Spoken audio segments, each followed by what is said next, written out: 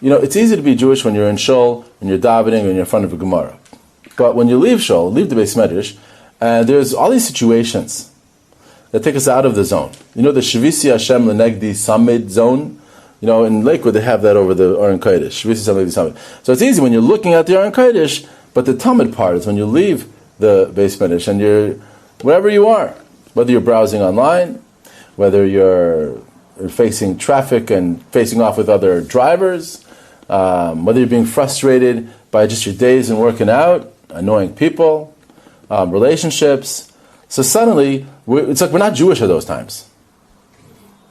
Some people who it's just you're I don't know, digging into like a burger.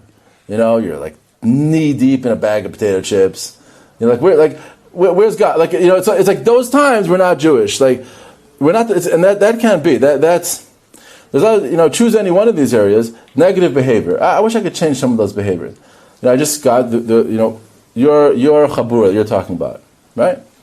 That's a prime example. Then you have Shmiras Einayim, right? I just got the email from the the GYE people. They want me to start sending them chizuk emails. I'm thinking like, that's an amazing thing to work on Shmiras Einayim. When you're walking outside, and you're just walking outside. It can take you so far away, especially if you have to go to certain places, where there's priestess, right? And like suddenly, when you walk to the kaisel, and you have to walk through the mamilla, and you park underneath in the karta thing, and you have to walk through the mamilla thing. So you're on the way to the holiest place in the world, and there's so much of the opposite stuff like in the way, and that could pull you completely out of the zone. Your goal is kedusha, and on the way there and on the way back, you're walking through so you're walking through Paris.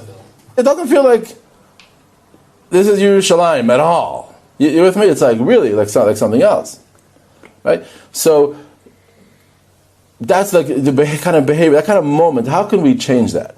How can we get stronger? How our inner world will triumph over what's happening in the outside world. All the things we mentioned, whether you're in a place where there's priestess, that's the outside world. How can your inner world triumph over that? You're in a situation that's very stressful and frustrating.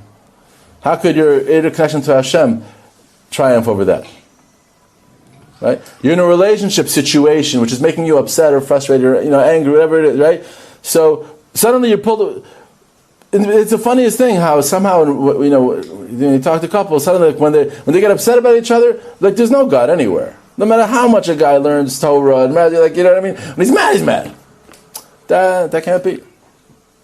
Let's see if I'll try to propose something to improve that. Would that, you think, will make a useful thing? How the Torah we're learning, the Muslim we're learning, should actually change us. We should become different people. That's the goal, right? And that's what we're going to have a relationship with Hashem. I want to be able to tell Hashem that next year I'm going to have a real relationship with you. Keep me around. I'm going to be your friend next year, right? Come on, Hashem's looking for friends. That's what Hashem said about Moshe Rabbeinu. He called Beisi Nemanhu. Hashem said, Moshe Rabbeinu, that's my boy. He's faithful to me. When when everyone is mouthing off against God, who's going to take God's side? So me, I want to be that guy, right? But this is how. Obviously, when it's easy, when you're standing in front of a camera talking to you guys, it's easy. But that's not where the test is. The test is now when no one's looking. Thank you for listening to the Guard Your Eyes Daily Chizuk broadcast. Pass them on to your friends and help spread Kedusha in the world.